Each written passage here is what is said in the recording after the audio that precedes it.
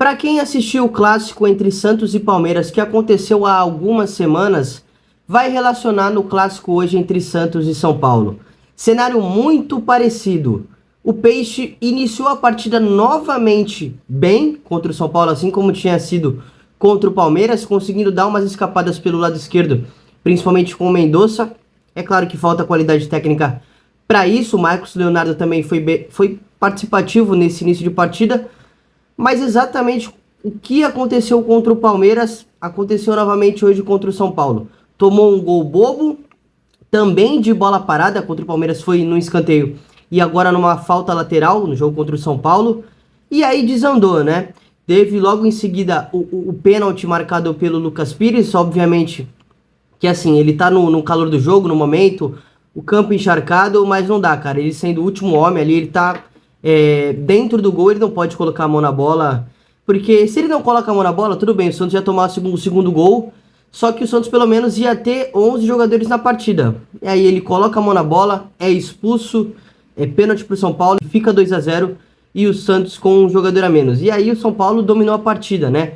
Alguns destaques principais, né? Alguns jogadores que foram bem, inclusive que eram muito questionados, como o próprio Orejuela, fez uma boa partida hoje novamente, assim como já vem fazendo há uns 2-3 jogos, né? Ele que saiu machucado lá no intervalo, mas ele foi muito bem por esse lado direito, apoiando bastante, dando bastante apoio pelo lado direito, fazendo dobradinha junto com o Wellington Rato. O Wellington Rato também jogou muito bem hoje novamente, uma contratação assertiva do São Paulo, foi ele quem cobrou a falta que saiu o primeiro gol do São Paulo, mas foi um domínio total do São Paulo, naturalmente jogando em casa, apesar do campo estar bastante desgastado, bastante encharcado, né? Um domínio total da partida, com um jogador a mais, já com um placar a favor, né? O Jackson Mendes, mais uma partida excepcional dele, mais uma contratação muito boa do São Paulo, um jogador que tem muita qualidade para jogar, também tem uma pegada na marcação. É claro que ele rende mais jogando como primeiro volante, mas também pode chegar ao ataque, pode dar um certo apoio.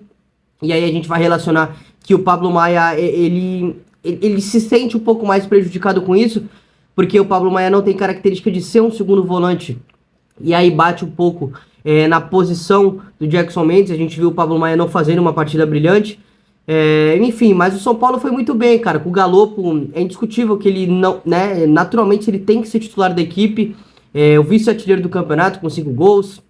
Enfim, o jogador que atua mais por esse lado esquerdo, sai de fora para dentro, atua entre linhas, enfim, dá bastante dinâmica para o São Paulo. E hoje jogou muito bem novamente, fez o segundo gol de pênalti. Foi um jogo totalmente controlado, dominado do São Paulo. Já para o Santos é aquilo que eu vinha citando, né? Foi bem durante os 15 primeiros minutos, né? Até conseguiu incomodar. Teve um chute de fora da área do Marcos Leonardo e depois ainda, quando o placar já estava adverso, já estava inferior, né? Ainda teve uma finalização do Mendonça, mas a estratégia do Odair Helma vai por água abaixo, porque com 15 minutos já toma um gol de bola parada. O Santos entrou com linha de 5 para tirar bastante esse jogo pelo lado do São Paulo, que é muito característica, né? Do Orejuela por um lado e o Wellington do outro. O São Paulo busca muito essa jogada de linha de fundo. E eu entendi a estratégia do Helma de tentar tirar esse jogo pelo lado, de também contra-atacar com o Ângelo, o Marcos Leonardo, enfim. O Santos toma um gol com 15 minutos, desanda na partida. Logo em seguida tem um pênalti, 2-0 pro São Paulo e o Santos com um jogador a menos.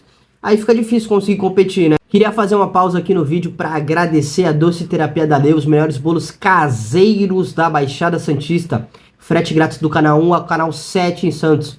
Recomendo, vou deixar o Instagram na descrição para você ir lá conferir. Aí no segundo tempo o cenário ainda piorou, né? Porque o João Lucas foi expulso e aí o São Paulo praticamente andou em campo, né? Rodou a bola de corredor, o Jackson Mendes também virando a bola de um lado para o outro para cansar a equipe do Santos. Algumas coisas individuais, como a decisão do Lucas Pires, enfim, a própria escalação do Camacho e do Odair Helma é muito questionável. Inclusive vi muita gente criticando, e depois ainda entrou o Vinícius Balieiro, que a torcida pega muito no pé. Mas é complicado analisar o jogo do Santos, porque a partir dos 20 minutos de partida o Santos já não foi mais competitivo. E viu o São Paulo dominar a partida toda, jogando com bastante tranquilidade, com o Caleri participando muito. O Luan ainda depois entrou, fez o terceiro gol.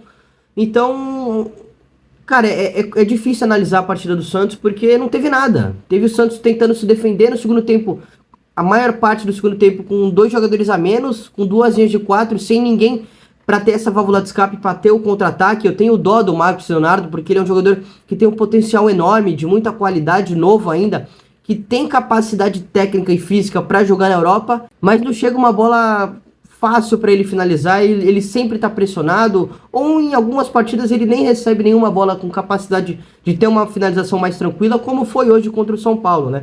Então é complicado a análise do jogo do Santos, porque, enfim, a partir dos 20 minutos do primeiro tempo, o Santos já não foi mais competitivo. Claro que teve o gol achado, né, no último lance, num pênalti cometido pelo Rafael, numa bobeira da zaga do São Paulo, que inclusive terminou com 4 jogadores formados no clube, né?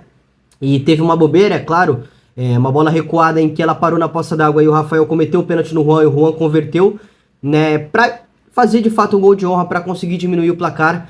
Mas foi um São Paulo muito dominante, controlando totalmente a partida, e já era muito esperado pela situação que se decorreu a partida, pelo que aconteceu, né, dentro dos gramados. Agora o Santos vai tentar se reabilitar na próxima partida, precisa, se ainda quiser se classificar, né, porque neste momento é o último colocado do grupo. Vale destacar também que a Inter de Limeira está jogando nesse momento, e se ganhar, ultrapassa o Botafogo e fica na segunda posição do grupo. Então uma situação muito complicada para o Peixe, para a classificação. Acredito que, enfim, com mais 3 pontos, com mais uma vitória, o Santos não cai, tá? Mas em relação à classificação tá muito difícil realmente.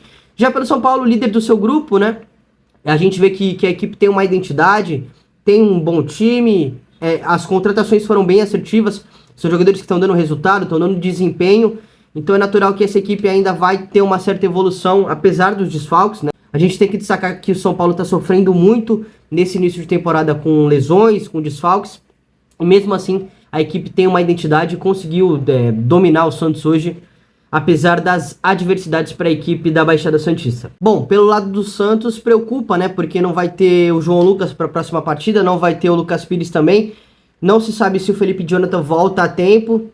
Talvez o Helman vai ter que improvisar alguém na lateral esquerda, ou colocar o Cadu, que é formado nas categorias de base. Pelo lado direito, é muito provável que o Nathan jogue. Então a gente vê o Helman com muitos problemas.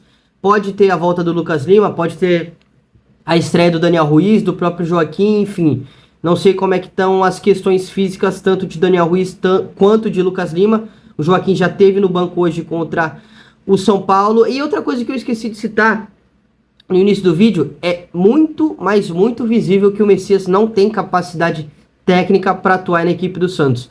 Muito abaixo. Essa equipe do Santos, o elenco do Peixe já não é lá essas coisas, mas tecnicamente o Messias é muito abaixo. A gente vê ele se enrolando sozinho no jogo. Claro, nada contra o atleta, mas enfim, o problema é realmente de quem contrata, e é visível que o Messias não tem capacidade técnica de atuar nessa equipe do Santos.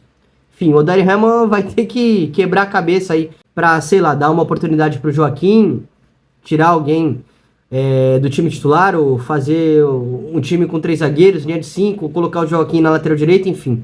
Isso aí é questão pro Odair Helman. Já pelo lado do São Paulo, é legal ver essa equipe ter uma identidade, um trabalho bastante longo do Rogério Ceni. Enfim, tem alguns jogadores que não podem ser reservas, como o Luciano, o Caleri, o próprio Jackson Mendes, o Galo, que está num momento excepcional. E é bom ver essa equipe conseguindo ter bons desempenhos aliado a resultados. Beleza, galera? Essa foi a análise da partida de hoje entre Santos e São Paulo.